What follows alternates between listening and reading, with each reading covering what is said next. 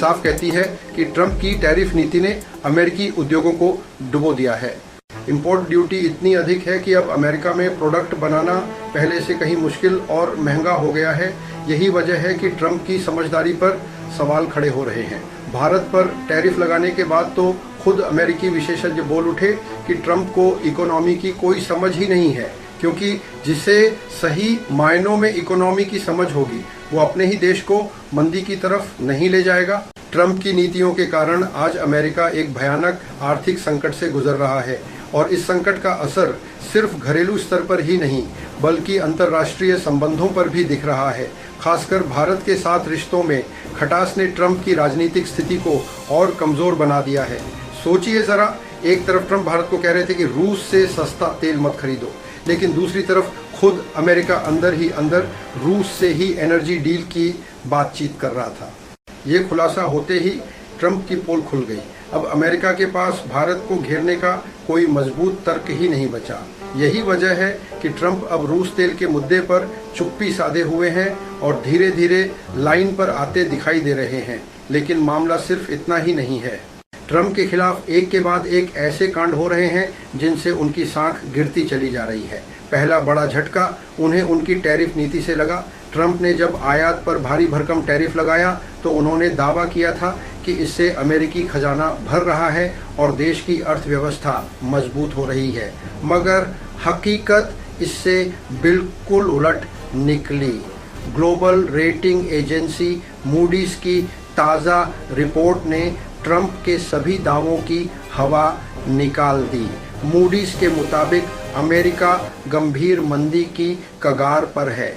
सरकारी नौकरियों में कटौती, मैन्युफैक्चरिंग सेक्टर की गिरती हालत और इंपोर्ट ड्यूटी का बोझ, ये सब मिलकर अमेरिकी अर्थव्यवस्था को धराशायी कर रहे हैं। तस्वीर देखिए, सिर्फ वाशिंगटन डीसी में ही अब तक 22,000 से ज़्यादा सरकारी नौकरियां चली गईं।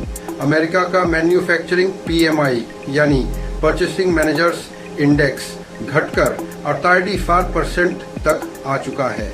ये आंकड़ा अमेरिका के ग्रेट रिसेशन के वक्त से भी बदतर स्थिति को दिखाता है। मूडीज की रिपोर्ट साफ कहती है कि ट्रंप की टैरिफ नीति ने अमेरिकी उद्योगों को डुबो दिया है।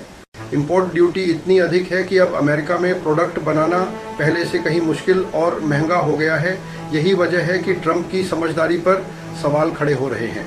भारत पर टैरिफ लगाने के बाद तो खुद अमेरिकी विशेषज्ञ बोल उठे कि ट्रंप को इकोनॉमी की कोई समझ ही नहीं है, क्योंकि जिसे सही मायनों में इकोनॉमी की समझ होगी वो अपने ही देश को मंदी की तरफ नहीं ले जाएगा। अब जरा तुलना भारत से कीजिए। मोदी सरकार ने भारत की अर्थव्यवस्था को रॉकेट की तरह ऊपर उठाया है, महंगाई को डबल डिजिट तक नहीं जाने दिया, ज्यादातर वक्त पर 6% से नीचे रखा, जबकि अमेरिका में हाल ये है कि महंगाई लोगों की जिंदगी का सबसे बड़ा दर्द बन गई है। अगस्त 2025 में हुए AP-NORC सर्वे में 33% अमेरिकियों ने कहा कि डेली यूज की चीजों में महंगाई उनके लिए सबसे बड़ा तनाव है। खाद्य कीमतें 3.4% तक बढ़ने का अनुमान है, जो 20 साल के औसत से भी ज्यादा है। बिजली और घरेलू ऊर्जा बिल 10% तक बढ़ चुके हैं। ब्लूमबर्ग सर्वे में भी चेतावनी दी गई है कि बेरोजगारी दर चौथी तिमाही में 4.4% तक बढ़ जाएगी और 2026 तक ज्यादातर समय यही बनी रहेगी। उधर भारत के खिलाफ टैरिफ विवाद ने ट्रंप की किरकिरी और बढ़ा दी है। अमेरिकी एक्सपर्ट एडवर्ड प्राइस ने साफ कहा कि अमेरिका को भारत से माफी मांगनी चाहिए।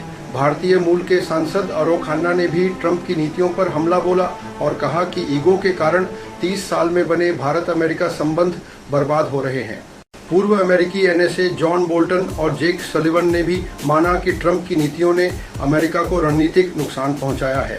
खासकर पाकिस्तान से निजी कारोबारी सौदों की वजह से भारत को दरकिनार करना अमेरिका की विदेश नीति की सबसे बड़ी भूल बताई जा रही है। भारत ने किसी भी दबाव के आगे झुकने से इनकार किया और आज दुनिया भारत की ताकत को मान रही है। मोदी, पुतिन और जिनपिंग की तिकड़ी ने मिलकर अमेरिका को साफ संदेश दिया कि दुनिया अब अपनी शर्तों पर चलेगी, अमेरिका की दादागिरी पर नहीं। ट्रंप की हालत अमेरिका में भी बिगड़ती जा रही है। गैलप के सर्वे के मुताबिक अपने पहले साल के अगस्त महीने में ट्रंप की अप्रूवल रेटिंग मात्र 40% पर रह गई। तुलना करें तो बाइडेन की 39%, ओबामा की 43% और जॉर्ज बुश की 56% थी। यानी ट्रंप इतिहास के सबसे नापसंद किए जाने वाले राष्ट्रपति बन गए। जनता अब खुलकर सड़कों पर उतर आई है। न्यूयॉर्क में लेबर डे के मौके पर ट्रंप टावर के बाहर सैकड़ों लोग जमा हुए और नारे लगाए, ट्रंप वापस जाओ। सिर्फ न्यूयॉर्क ही नहीं, अमेरिका के कई शहरों में लोग ट्रंप की नीतियों के खिलाफ प्रदर्शन कर रहे हैं। कोर्ट से भी ट्रंप को करारा झटका लगा।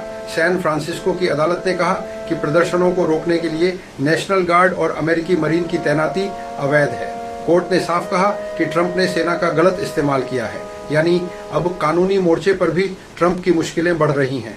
दूसरी तरफ भारत की डिप्लोमेसी लगातार चमक रही है। जर्मनी ने भारत को इंडो पैसिफिक का बड़ा पार्टनर कहा और भारत की इनोवेशन टेक्नोलॉजी को पावर हाउस बताया।